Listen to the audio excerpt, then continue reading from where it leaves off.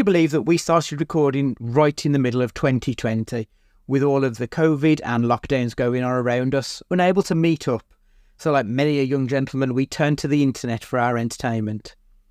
Tried to find a place where we could meet up and talk about the good, the bad, and that time that Stu saw a pelican on the canal. In order to facilitate our dreams of answering all of the big questions in film, and after a few attempts at recording via other methods to various levels of success, we found Zencastr, a super easy web-based one-stop shop for recording. Log in and you're ready to record in a matter of seconds. It doesn't take a tech genius to get high quality audio or video. And on top of that, the one time we have had an issue, the fact that the multi-layered backups are stored locally means it's easily fixed all in browser. There are plenty of tools you need when you start podcasting, so let Zencastr take that headache away, as it offers a place to record, edit and distribute all from one website. Any lazy bones Jones can pick up and play and have studio quality audio or 4K video put out for the world to see when using Zencastr. Go to zencastr.com/pricing and use our code CAGEFIGHTING and you'll get 30% off your first month of any Zencastr paid plan. We want you to have the same easy experiences we do for all our podcasting and content needs. It's time to share your story. And now, hit the music.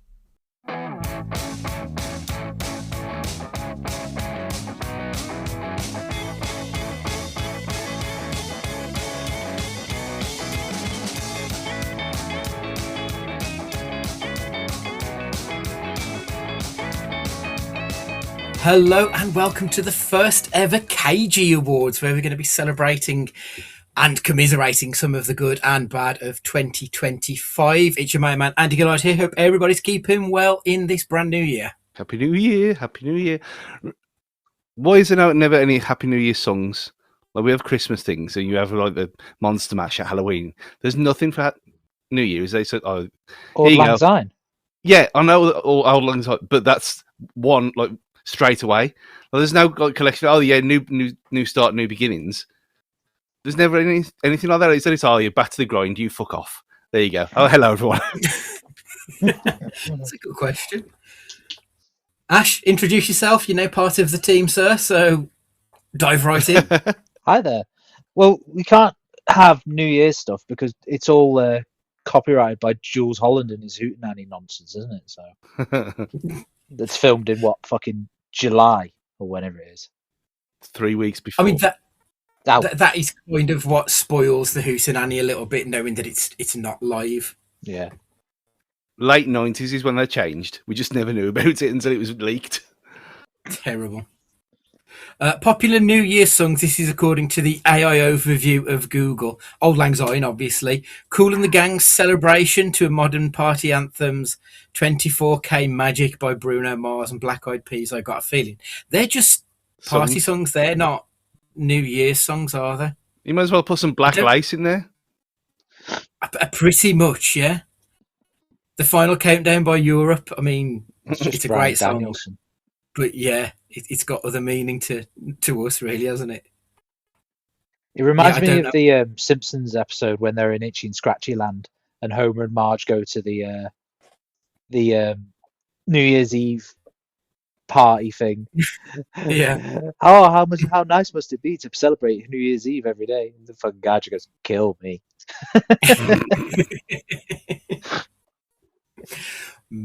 Yeah, it would get tiring pretty quickly. Ash, did you have a good Christmas and New Year's, mate? I was off work for a few days. I'm not a Christmas guy. I think I've overtaken you as the Grinch of the group, I think. Stu, how about yourself, mate? Oh, it was remarkably chilled. For a change, because I went to the and some mother-in-law's for Christmas Day for dinner. So there was no cooking, but obviously no cooking from me anyway. But I got my croquis from Mum in the little bag to go and get them cooked for me in my Christmas Day speciality. The fuck are croquis before we go any further? Come on now. No, we've said this has happened before. This has happened before. I'm sure it has. They're like little potato like things in. Oh, Oh, croquets. Croqueys, yeah. I know. Yeah. God. Okay. We're not Yeah. we're not playing polo. The croquets. Well, it's croquette, isn't it? Yeah. Yeah. But yeah, I know what you mean. Though. Croqueys. They're croqueys. Yeah, I've never heard it referred to like as that. Well, I was expecting it to be like another name for fucking scratchings or like a cut of beef, knowing stew. no, on Christmas you gotta have turkey. No, it was a lot of Lego, as we talked a bit earlier before we started. Yeah, it was strangely calm, which it never normally is at Christmas. Obviously the a nice trip up north on the 27th as well, so that was fun. Yeah, it was not what you expect from Christmas. Got through 15 films as well over the break while we didn't record anything. So Fucking hell, that's impressive. 15 Christmas films, obviously, nothing else. Oh, no matter. Yeah, I think I watched one Christmas film. What was it called again, Stu? The one with the Cage one that we had to watch. no, the girl out of Walking Dead, where she plays Santa and it's Mrs. Oh Doubtfire. yeah. Secret Santa, is it, or something like that? Alexandra Breckenridge. Yes, that's the one. Oh well, check the follow facts. I think It is we watched. My Secret Santa. That's the one. God. That's the only one I watched. I think the only one was- we watched was Home Alone 2 on if that counts as a Christmas movie. I mean, that can be watched any time of year, as far as I'm concerned. It's the gold standard. Yeah, so there was we getting to the stage now where since I've been chronicling these things, we're almost up to 100 new Christmas films altogether in the last 6 years. That's some go in that issue, to be fair. And considering these are like lifetime Hallmark things, and I now know them. I mean, I can't because I had to put a little change it into Google Sheets from just one notes app because they're all saying the same. They all look the same, so I had to go and write a little description of what they are. So I've kind of got it down now, so I know. So there's no repeat performances next year. But I've wished it to put them on the wish list on various streaming sites and to start in November for the ones that I didn't get to. So obviously once Boxing Day's gone, it's not going to be done then. So so it was fun. Anyway. Excellent. Glad to hear it. The snow sort of ruined, because I had 2 weeks off over Christmas. But obviously because we were fucking snowed in to bollocks most of the second week, I just could barely get out to the cinema or guitar practice or fucking anything. So I only got to see Marty Supreme was the only time I got to go to the cinema until this week when I got to see Rental Family, the new one with Brendan Fraser, which is going to be out. It was a preview screening, so it's going to be out properly. I think Friday. No, it's this Friday. Oh, is it this Friday? Yeah. Enjoyable, super fucking sweet. Worth a watch, I think, if you get a chance. Yeah, I mean, I heard the trailer for that on TalkSport. Strangely enough. Oh wow. And after the whale, I've got a lot of time for Brendan Fraser. So that even if it's not my kind of thing, I'm going to give it a go just because of him, really. It was funny enough that it was, it wasn't maudlin, because I think because of the topic, it could be like a little bit maudlin or even bordering on saccharine. But there was quite a few good giggles throughout it, so it did its job for hour and 40 minutes, I think it was. Yeah, no complaints. So rather than do our normal top 5, I thought we'd change it up a little bit and just answer a few questions about things we liked, things we maybe didn't like, and award some awards. So I think, we're going to be doing the Cageys this year. But I think we need to start off really with just quick fire, your 5 personal favourites. You don't need to put them in order if you don't want to. You can if you do. Just 5 films that you loved this last year. If you've got any honourable mentions to throw in there, because I've got a few that I wanted to mention as well. But Ash, you're now joining us. Kick us off. All right. Long Walk. Predator Killer of Killers. I don't know if either of you actually ever watched that, but Yeah. Frankenstein. I thought it was superb, but I think I was the only one that watched that in the cinema, so I think that probably helped. Warfare, and then obviously Sinners. An honourable mention. I didn't go in just because How to Train Your Dragon, the live action, but we're a bit fed up of live action, so it just dropped out. What was it about Frankenstein for you then that sort of tipped it over into the top 5 territory? I'm very, very impartial and very biased towards having a Del Toro film, so watching it on the big screen helped. Oscar, I quite enjoyed Oscar Isaac as Frankenstein himself, Victor Frankenstein, and I thought Jacob Elordi was very good as the creature. Even Mia Goth, I thought it was all it screamed Guillermo del Toro to me. So, and it's been a while since we've had a good one of them. Reasonable, yeah. Don't really need to go into Sinners because, like, I feel like we've spoke about it fucking ad nauseum for pretty much the last 12 months, solid. Yeah. So yeah, great choices. Stu, what's your 5 faves?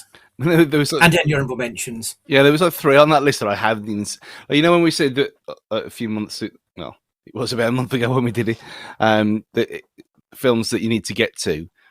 And there's like 3 on that list then that I just didn't get around to watching. And I thought at the start of this week, I thought there's some here that if I haven't got around to them now, I'm not really that arsed, clearly. It's just doing it to tick them off. So I didn't. Fair. So I watched, I watched Runaway, but we can't talk about that because that's 2026 stuff. We'll talk about that next time. So my 5, obviously K-pop Demon Hunters, work of art. And again, these are favourites, not best. And I had rated them as I went down this year, rather than going back and looking at them retrospectively. So the scores that I gave things were as my initial reaction, which could have changed. The top of my list was one that I loved anyway, was Bring Her Back. Oh, I think that was took us all of us by surprise, really, how good that was. Yeah. Novocaine. Absolutely loved Novocaine. Silly bollocks. Fun. Knew what it was. Didn't care. Same with Naked Gun. Something we haven't had for a long time. And the other one, The Surfer. Which, again, complete surprise. Yeah. Absolutely. Oh dear, Ash! Is that yours or is that Mel's K-pop Demon Hunter? It's not Funko mine. Pop? It's not mine. Fair enough. You will say this, and obviously there's 2 standout TV series of the year: Adolescence and Pluribus. So, yeah, I mean, I've got Pluribus because I think it's the show of the year. This is my honourable mentions. Pluribus, I thought was best TV that I've seen this year. Elio, I really enjoyed, and it was nice to see a original animated film that isn't just another sequel, another remake. So I had a really nice time with Elio. Begonia, Emma Stone is the greatest actor of her generation. Fucking brilliant. Together, fuck you, Dave Franco, but I really enjoyed that film. Yeah. And Spinal Tap 2, The End Continues, had my favourite joke of 2025. David St. Hubbins was he had like the talking thing with Rob Reiner, and David St. Hubbins says, "I've decided to write a memoir of my early years. I was inspired by Bruce's book. I am Springsteen going on Spreventine." And I've watched that clip so many fucking times, and it just makes me howl every single time. Such a silly joke, but I loved it. But my top 5, Bring Her Back. I can't tell you the last time I felt so uncomfortable in a cinema. I loved it. The Long Walk, I'm a big fan of David Johnson, and it's just class. Sinners, obviously. And the 2 which haven't been mentioned by either of you two, One Battle After Another. Like, you know, if someone was to ask you what good direction is, it's really difficult to actually describe what a good director is. I think you can show them One Battle After Another of what a good modern director does, because that felt like it was the most like proper cinematic experience. It was like, that's what a cinema is there for. Brilliant. That- And the sorry, Stu, yeah. That was the one that I kind of annoyed that I didn't get in because. But then I went to watch it and then I realised how long it was, and I just clearly just didn't. I didn't have time today to watch it. Yeah. But why didn't we watch it? Did you watch it on your own at the cinema? I did, yeah. Yeah, because I know. Yeah. Or was I away or something? I know we were supposed to go and watch it. I can't remember what happened, but we were, and yeah, for whatever reason, we both couldn't get there because it's like bordering on 3 hours if I remember correctly. It's at 250, but it's worth the effort because it's got some of the best performance. Like everything about it is just top fucking tier. And the other thing I've got on my list is I've cheated a little bit. I've put Superman Peacemaker because that's part of something. So like I've sort of put them together. As a long-term DC reader, this is kind of what I've been waiting for. So that's why that's there for me. So the first award proper is the Below the Line award. This is below the cast line, I suppose you'd be calling it then. So it's the people who you might not necessarily think, they don't get their flowers quite as much as Michael B. Jordan does for Sinners. But there's the people behind the scenes a little bit who probably need something. Probably need their flowers given to them. So I struggled a little bit because there's two, both from Sinners, that I think have gone a little bit underrated this year. I think the cinematography by Autumn Durrell, fucking brilliant in that film. But it's Ludwig Göransson, who was the music director and composer for Sinners. Far and away, like the most impressive thing that I think has been done in the past 12 months. Just absolutely outstanding work. I'm almost certain he's going to win the Oscar for the composing in that. Just tremendous stuff. Stu, who are you awarding it to? Again, from Sinners, the people involved with the compositing and the effects with Michael B. Jordan. Yeah. Just because it's outrageous. And it's very rare in 2025 as was that you see something genuinely new and like that takes your breath away. And there's a film we're going to get to later on that had the complete opposite effect of that. That you probably won't, maybe. It's been mentioned in the last week or so, but yeah, It was astonishing. Like the fact that we talked about over and over again, and at the time when I didn't even know it was him doing two roles, and I was confused which one he was, because it was that convincing. It was just spectacular work, and like the Richard guy from Weta with Lord of the Rings 25 years ago. It's as good as that. Yeah, absolutely. Ash, is it a clean sweep for Sinners? Yep, and it's the same. So it's the same for Stu. It's that cunt who somehow managed to make it seamlessly happen that Michael B. Jordan handed himself a cigarette and made it look perfect. Like, give him everything. Give him all the awards. Yeah, absolutely. Like when I think of 2025, there's two like scenes that stand out for me, and one of them is the passing of the cigarette, and the other one is a little bit later in the film, which is the musical scene. Yep. Those two things I think will live with me forever because I've never seen anything like it. Just incredible stuff. Was it is it Tarantino who said that the Rocky Road to Dublin is one of the best scenes? Or no, was it Nolan? He did. Or was it Nolan? Oh yeah, it was Nolan. Yeah. That, like to be you can't fair, get much higher praise, can you, than that? No.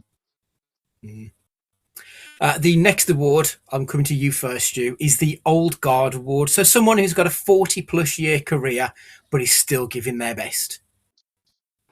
Again, one that took us by surprise, and especially you end up knowing the subject matter.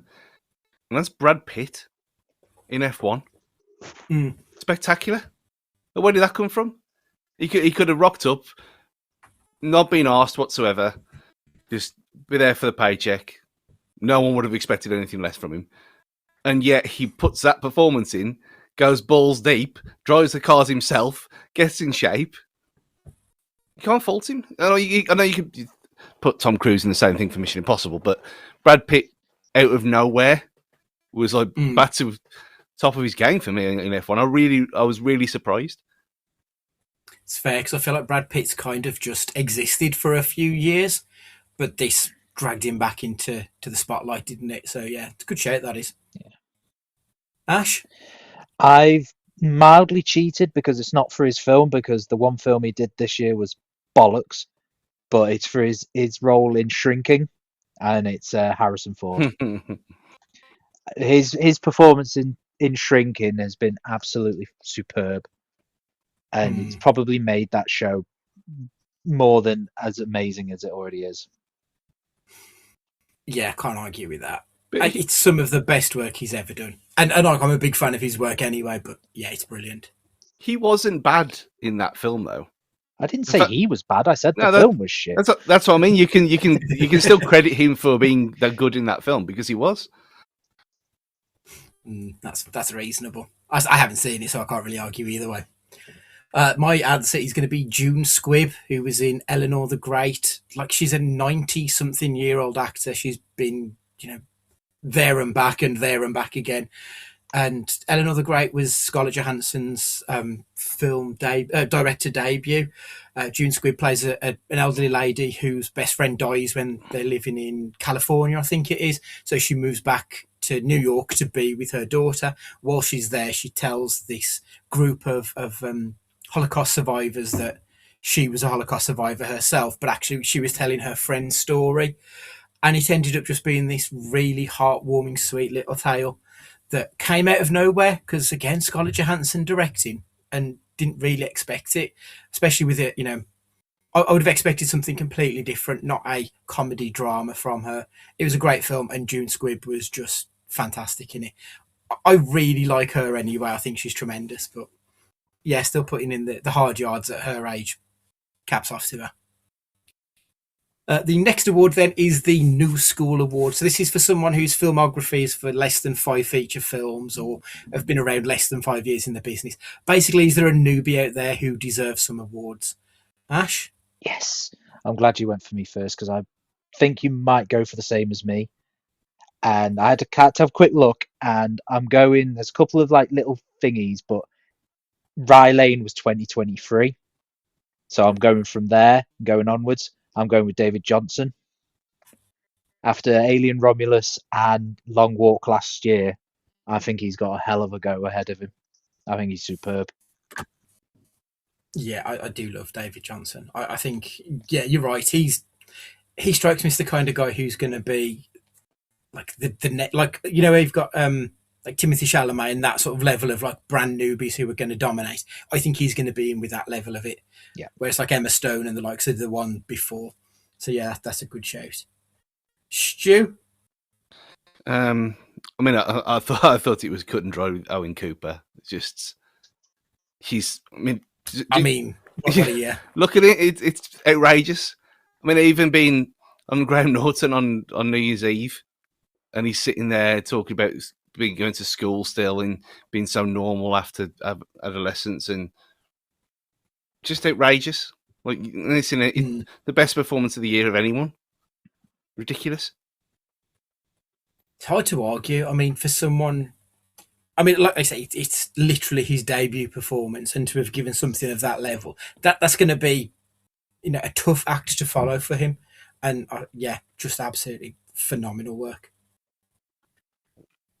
The answer that I went for, I did think of Johnson, but I think I knew him from something prior to Rye Lane, so I'd just sort of gone with, okay. So I've gone with someone who is pretty much, I think they've been around for about 2 years and they've got 3 feature films. It's Chase Infinity, who was in One Battle After Another.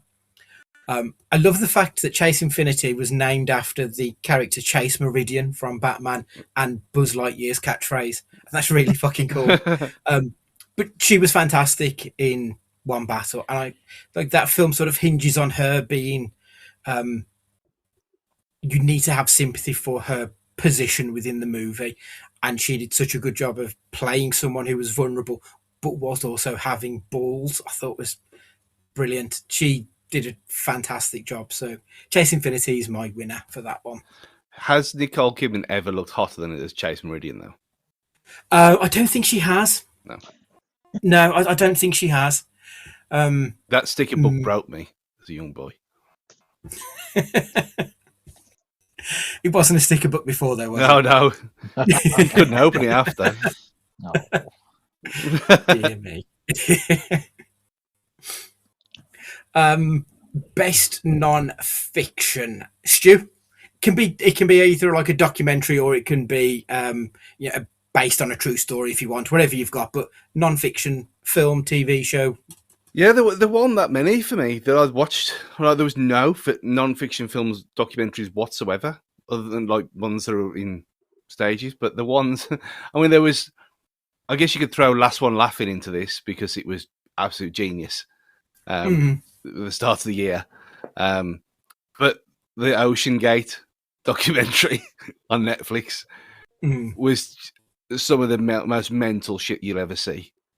That's the cruise liner one. No, that's the one about the submarine with the Logitech controller. Oh, sorry, yeah, with the PlayStation controller. And you got all the people, and because it's footage of them making the documentary about the thing, so it's all the footage of him being a twat and firing people, and you can hear the cracks. Like the camera's down there when it goes on the thing, one of the trips it goes down beforehand, and you hear the booms and the cracks. Then, and oh, it's fine. And then they're welding it back together in the workshop and banging it. It's like Wallace and Gromit. It's ridiculous. I was transfixed by, because you get all the murder documentaries and stuff on Netflix all the time. But that one was one that it was it was mentioned on podcasts for weeks as well. I thought, when there's absolute acts of stupidity with rich people who got more money than sense, bring it on. Yeah, you can almost like enjoy. There's a certain amount of Schadenfreude, I think, when you see these dickheads like signing their own fucking death warrant almost. Yeah, fuck them, idiots. You are right though. Like, going back to your point about Netflix murder documentaries, I don't feel like there's been any this year which have particularly cut through. There was, is it My Perfect Neighbor? Yeah. That feels like that was the only one, and that was just kind of okay.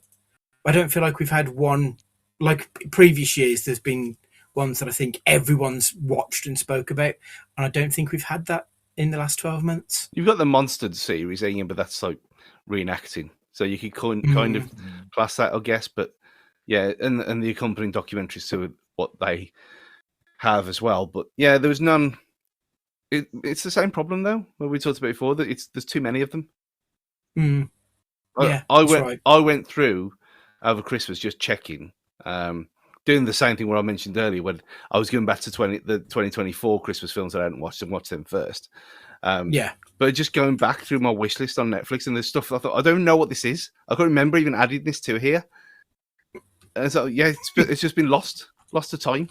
It's not going to get watched now, so off you go. That's the problem, isn't it? Yeah. Ash, what have you got for best non-fiction? I think it's pretty much on brand for me, but I went with Warfare.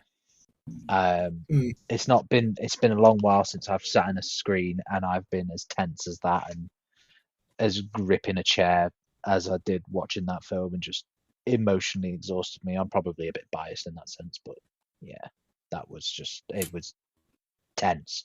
It was awful. I loved it. Yeah, like it's tough. It's a tough watch, and I kind of wonder if watching it on TV would impact the same, because the sound is just harrowing. Yeah. And I think because it's so fucking loud in the cinema that it was just inescapable.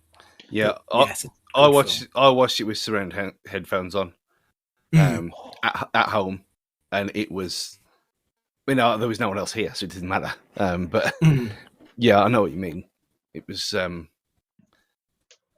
I don't know why it's not been talked about by anyone. Like it had the same thing. You had a couple of weeks when it came out, and then there you go. It's a weird one, because like it's Alex Garland who did Civil War, like not 12 months before, and people loved it, and then he comes back with another war film, so to speak, and this one didn't get quite the same praise from certain people. Like they're almost saying it was glorifying it, and I don't think there was anything glorifying about it. Like it, if anything, it puts you off like ever fucking signing. I mean, I'm too old anyway. But like, I think if you saw that, it would definitely make you think twice about signing up, because it was just fucking devastating, just in the worst way possible. It was horrific. But it didn't. You are right. It didn't get the same airplay that Civil War did, and I can't quite understand why. Because the impact of it, I thought, was phenomenal. I think the only thing you saw on it was the bloody scene at the start with the lads singing and dancing to Eric. Was it Eric Prydz? And that's Yeah, Call on literally Me. it. Was Call on Me. Yeah, that's it. And then just the misery afterwards. Yeah, like it starts off high, and then all of a sudden it's just oh shit. Oh. Yeah.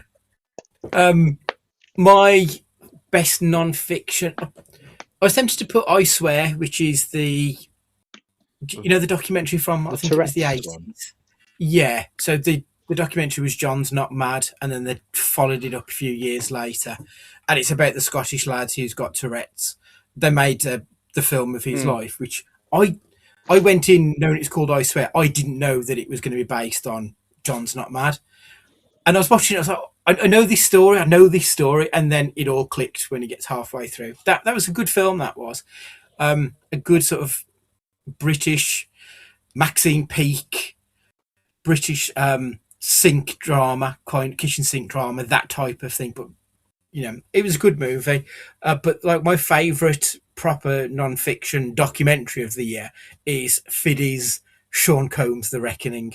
It was such a fucking, like, genuinely, if you think you're a hater, you're not a hater unless you're on 50 Cent's level, because the job that he did, it was just magnificent. It was such an incredible hit piece, and it's full of all stuff that P. Diddy had filmed himself, because he obviously knew that shit was about to go down. So I think he was making his own documentary, because there's all stuff in a hotel room that, like, I was watching, I was thinking, where's he got this footage from? Because it's Sean Combs filming himself. So it didn't make any sense. And then you find out that he had to submit all of that stuff to the court. And then 50 Cent and his team got that from the court to then make this documentary to just rip into him. And it was just fantastic. It touched on a lot of things dating back to like the very start of Sean Combs' rise, when he was just some kind of wannabe dancing fool back in the late 70s, early 80s, I think it was, where it starts off. And then obviously his rise through becoming a producer and the Biggie Tupac, and then his rise as a rapper. It was fascinating. And there was a lot of stuff that I just didn't realise about Diddy, because he sort of came out of nowhere for people of my age, because it was just, he got famous because his mate was dead. Yeah. That was it. It was weird. So to find out all of this other stuff, and he's probably not all that super famous in the UK, I think. Who? Because musically, like, he's only got, 3 or 4 albums, did he? Probably. Compared to, like, Jay-Z Yeah. and others. He's not... Kanye, yeah. He hasn't... I think people know him, but they probably know the stature of Diddy rather than the music of Diddy, which is not a bad thing, because his music isn't particularly great. Yeah, and the name changes don't help either. Yeah, very much so. But that was a good watch, that was. Have you seen the latest Chappelle special on Netflix? The one that came out. I haven't yet. I've got it saved to watch, but I haven't watched it yet. There's a lot of Diddy references in that. So. It's of the 2 that came out. Obviously, you're not going to like the Gervais one, but that was shit. I've not even bothered. It was like last year. I liked it. I talked about that. I liked it last year. Mm-hmm. This year, it was very much like playing the hits, but doing it worse. Whatever. But I've said it before. I think he's a good conversationalist, Gervais, and he's a funny guy when he's in a one-on-one situation. I just don't think he's a very good stand-up. No, that's the worst one he's done. But enough of Gervais. The Chappelle one. Yeah. Watch the Chappelle one. The Chappelle one's class. He's talking about Saudi and freedom of speech and all that kind of stuff as well, and it's very on the nose. But yeah, okay. That might be an interesting one now to watch the other way around, and I'll watch the Fiddy one. Yeah, go for it. Like, it's worth a watch. It's like it's kind of open mouth. I can't believe that's just fucking happened. Sort of stuff. Yeah, brilliant, really good. In I Swear, did they have the song "I Swear" by All for One? No, not that I can remember. Oh, that's a shame. Not that I can remember. That is a missed opportunity, but it's set in Scotland in the 80s and 90s, so it would be a bit weird, I suppose, to have All for One. Is it? that the I'm band? sure it was All for One. I'm going to Google it. I swear. Yeah, All for the number 4. Yeah, of course. Like Yeah. Boys 2, man. Yeah, of course. I don't even know any of the other songs that they did. So Much in Love, Oh Girl, A Better Man, Down to the Last Drop, Without You. Without You is good. She's Got Skills with a Z. No. No idea. 1994. Jesus. Makes me feel old. Anyway, the next award, It's Trash, but I loved it. Stu, what you got? Had to come to you first. Yeah. There could be a lot, couldn't there? I didn't get the hate for Until Dawn. I'll put for as an honourable first of all. And I know it's absolutely nothing to do with the game, which I loved as well, by the way.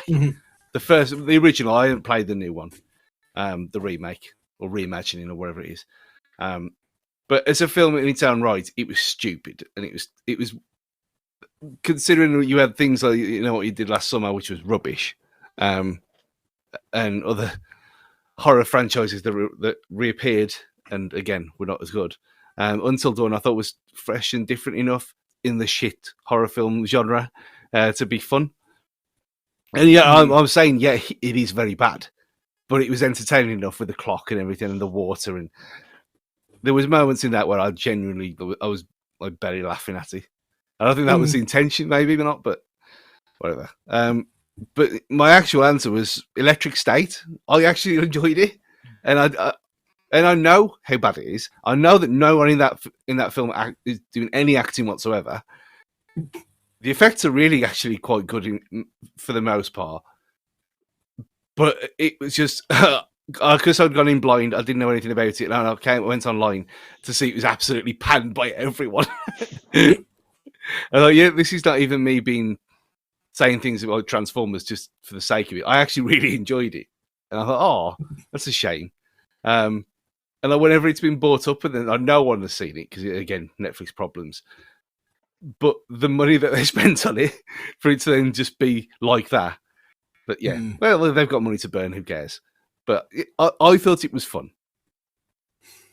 I didn't see. I did see Until Dawn, and I've not played the game, so I went in completely blind. I remember you, Ash, really laying into it before, so I went in a bit trepidatious.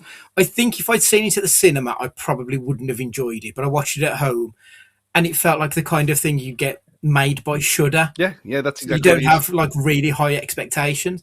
It wasn't Sony who made it, which I think is a bit of an issue. I laughed a lot. I don't think I was supposed to, but that was enough to sort of enjoy it, I suppose. The one I've gone with Anaconda. Now, it's not trash, but I think it's very much the story is a piss take of, remakes of remakes and all that kind of thing. And it's one of these films that it had such a big build-up coming up to it at Christmas time, and then it had a weak run, didn't get much at the box office, and then it's been completely ignored since. And I find that so weird because it had one of the funniest scenes I've ever seen in a film. I haven't laughed as much at a film since the Borat fight scene, where they're fighting in the hotel room. There's one scene in Anaconda, that's how much I was laughing at it. It was incontrollable how funny I found it, and there was a lot of people around me who had the same reaction. So, it was kind of lowest common denominator, but in a way that was really good fun. And yeah, I loved it. I thought it was brilliant. I'm a big Jack Black fan anyway, so I'm a little bit biased. But yeah, Anaconda, I loved it, and I don't, it's sort of trashy because it appeals to everyone. But fuck it, it was great. Ash, I've got a couple of honourable mentions. Heads of State. Don't know if either of you watched that. Yeah. I thought that, not for nonsense. I thought I quite enjoyed that with Idris and Mr. Cena. Happy Gilmore 2, just for nostalgic reasons. It was trash, but it was enjoyable trash. But I think mine. I kind of regret calling it trashy, but Novocaine. Yeah, I just yeah. Yeah, pills. Yeah. I came out of that beaming. Just I thought it was fantastic when he's smashing the glass on his fists and does the Wolverine thing. Oh man, that was oh yeah, all over that nonsense. Yeah, I think trash would be the right word because I don't know if it was made by the same people. I don't think it was the same people who did Crank, but Yeah. it's in that universe, isn't it? It's Yeah. that type of thing. Yeah. So yeah, I absolutely, I agree completely there. No, if you've got a spare evening and you don't want to watch something like seriously, I'd give Heads of State a little go. There's nothing wrong with it. You know what? It reminded me a lot. I can't remember why I didn't get round to watching it because It's I remember you saying that it was fun enough, and I was like, yeah, okay, Yeah. but I just never found time. It's on Prime. Yeah, it's Prime. It reminded me a lot of The Fall Guy, which again Okay, had no. It knows it's like that kind of like fun early 2000s kind of action comedy that we don't seem to have had 20 years without. And there's loads of them. yeah. Oh, there's one coming out this week, and then I think is there's another one. Is that one on Netflix this time? It's only got Chris Hemsworth or someone like that in it. But it's a lot of fun. Okay. I've got it on the list. I think I've got it saved to watch at some point. It's just I always find, like I said earlier, that if you don't watch it at the time, you tend to just move on quickly, and it's always difficult to try and keep up with.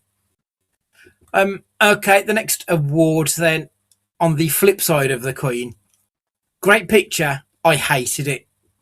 Now, controversially, I don't think I'm going to say I hated it, but I really didn't care for Frankenstein. It felt super Netflixy, and maybe it was because I watched it on Netflix rather than at the cinema, because our cinema didn't show it. I probably would have seen it at the cinema given the chance. I didn't like the colour. I love Del Toro. I think Del Toro is great, and I like Isaacs and Jacob Elordi's sound. But for whatever reason, it almost felt like a teen drama to me when I kind of wanted something a little bit darker and something a little bit more upsetting, and I don't feel like I particularly got that with this movie. Everyone else seemed to really enjoy it, and Ash, like, it's in your top 5, but it just didn't work for me, and I kind of hate it because I like every aspect of it, and it just didn't quite click for me, unfortunately.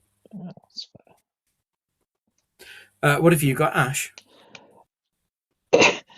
You're probably going to hate this, but I don't hate the film. I just hate the ending.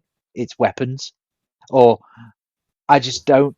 It was just for me. I just didn't like the juxtaposition of going from what it was tense and you're on the edge of your seat and you don't know where it's going to just nonsense, and it just didn't vibe with me. And I know a lot of people love the scene at the end with the kids and the chase scene, shall we say. I hated it, and I just checked out mentally, and it really pissed me off because, like I say, I'd invested about an hour and a half of just I'm here, I'm so invested now, and I just didn't buy it. It just didn't work with me, and I know it's an unpopular opinion, but it just didn't work for me. Well, I didn't hate it, but I didn't expect it to be like, from what people had whacked themselves off royally over it and how great it was and everything. And then when that happened, I thought it was too much of a change for me as well. Yeah. That it was okay, this is what we are, and a bit like what my issue with Sinners was, where when I realised it was a From Dusk Till Dawn tribute film, which it is. And I thought, okay, you've gone from something that like this to, it's just a vampire film. Then okay, I don't think it's that unpopular, but it's understandable. But I didn't hate it as much as you seem to, Ash. It's like I say, the first half I was so invested in it, and then it just got too silly for me. I think that's the problem. I think they just went that little bit too far. like I bought into the quirkiness of the yarn. I bought into it. Like I was on the edge, and then it was the chase scene just took me out. I was just like, nah, I'm good. I really enjoyed it. I had a great time with it, but I knew the director's work from Barbarian, so I sort of went in expecting something along the lines of what we got. So I kind of wonder if maybe that helped me, because you're not the only person I've seen who's like had problems with the third act of it, because it is a comedy in the third act. Like there's no two ways about it. It goes from being very tense and quite bloody to just being outright slapstick in parts. So I get it. Yeah, absolutely. And the trailer was direct. The trailer was not Sorry, like Stu. that either. The trailer made no hint that it was comedy. Yeah, that's right. It looked very dark and brooding, didn't it? The trailer. Zach Kreger, who's the writer director, he's going to be doing Resident Evil, which is going to be out later this year. Yes. Are we excited for this one? Okay. I'm kind of excited. I've only ever seen the first one and didn't really care for it, so I didn't bother with the rest and never got into the games. But it's Paul Walterhauser, who I'm a big fan of, and Zach Cherry, who plays Dylan from Severance. So I'm like, yeah, fucking sign me up. I'm in for this one. I mean, the best thing about Resident Evil is the fact that they diced salmon live on screen. Yeah, the rest of them, that's the best one, if you can believe that. Wow. Did you ever watch Dream Team? Yeah, of course. Luis Amor Rodriguez is in it, isn't he? Yeah. That's Yeah, amazing. That still tickles me. Because he's got his normal accent as well, which is baffling. Yeah, he's... I forgot about Luis Amor Rodriguez. But yeah, the series was all right as well. The Resident Evil series was actually quite good for what it was. And the animated ones have been better than anything else. But yeah, again, Resident Evil knows what it is. And we've never really got that. So to finally kind of get people who seem to know what they're doing and more than likely are fans of the games. Yeah, of course. Fair enough. What's the next? I've asked you, Stu. Great picture, but I hated it. Oh no. No, I haven't. No. So I really didn't like Nosferatu. But I don't think that was really that great either. Well, I know a lot of people liked it. It just didn't get me. The other one, I'd saved it for this and not even talked about it because it's the most André Gillard film ever, and I knew in my heart of hearts I wouldn't like it. And yeah, and I can appreciate it. Can appreciate the sun and everything and how nice it looks, and it's very well made. June. Dean will be mentioned later. No. I don't know the name wrong again. What's it even called? Train Dreams. Okay. No. Pretentious wankery. Too much of it. It's only hour and a half. I thought, within 10 minutes, I thought, oh no, I'm not going to like this film. Like Banshees again. I can appreciate it that it's good, but not for me. I thought, no, I've started, so I'll finish. I'll do the mastermind on it, and nah, I was happy when it ended. It was fine. Like, so many people have been absolutely wanking off over it, and I sort of understand why, but it didn't hit me quite the way I've seen other people talk about it. Is it Taron Egerton? Mm-hmm. Is it Joel? Joel, that's the one. Sorry, yeah. He was good, and it wasn't nice, but it was well acted, and it kind of feels a bit Oscar baity. It's absolutely Oscar baity. Everything about it. It was fine. I just, like, so many people have got it in their top 5, top 1. People were talking about it earlier. It was all right. I wouldn't go any further than that. It just didn't grab me quite like I was expecting, I think. I mean, playing Red Dead and being in that kind of vibe as well, I was well up for it. And I thought, yeah, start of the Industrial Revolution times and all that kind of stuff. the railroads, and I thought, oh yes, give it me, feed it me, and then it didn't at all. Yeah. It had a lot of the elements of a good film, like the way it was shot and the cinematography and all of that, and the color grading and all that. Like, yeah, brilliant. But I just didn't get the emotional impact that I was expecting for it. I think Good, yeah, good aging effects though. Yeah, absolutely. Like I said, there was all the elements of a very good film, but it was just missing something, just something to tip it over the edge for me. The 8th award then is the should have been a hit. So a film that either it was critically panned or it was a box office failure, something that deserved better. Stu, I'm going to come to you first. I mean, this was one that we even you talked about. Just knowing who was involved in it. Fantastic Four. Such a letdown, such a disappointment. You go in there, you think, yeah, our boy Pedro, he's going to save the day and everything like this. You look a bit of Ebon as well, because we talked about the bear enough. Yeah. Vanessa Kirby, great. Billy Quinn. And you look at the rest of them and you think, okay, it's something new, it's something different. It's not tied down to anything else yet. And then that happened. And it's like, what the fuck was that? And it even going in with like kind of semi-good expectations and then coming out annoyed that nah, you had a clean slate here to do something proper and you messed it up again. Annoying. Yeah. I'm going to talk about Fantastic Four in another question. So, yeah. Same. Ash, what should have been a hit? Well, I went down the financial route, and the fact that Variety reported that this would lose Warner Brothers $75 to $80 million during its theatrical run. Gone with Mickey 17.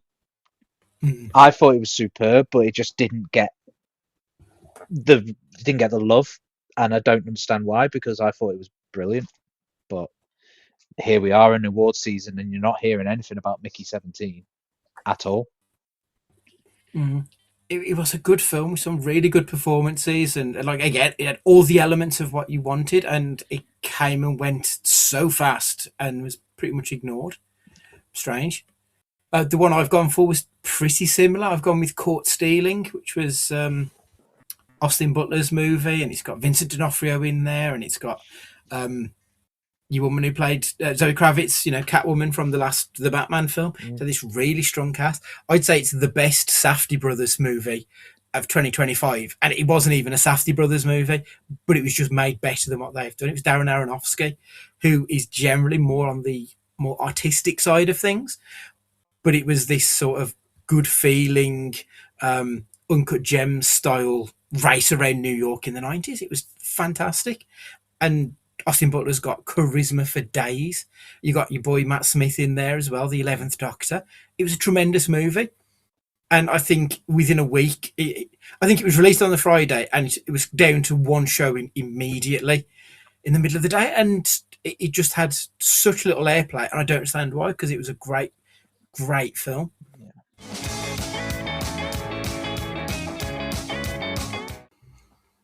We're going to leave it there for this week. We carried on talking for another good 40-odd minutes, so we thought we'd split the episode into two and continue next week with The Cageys Part 2.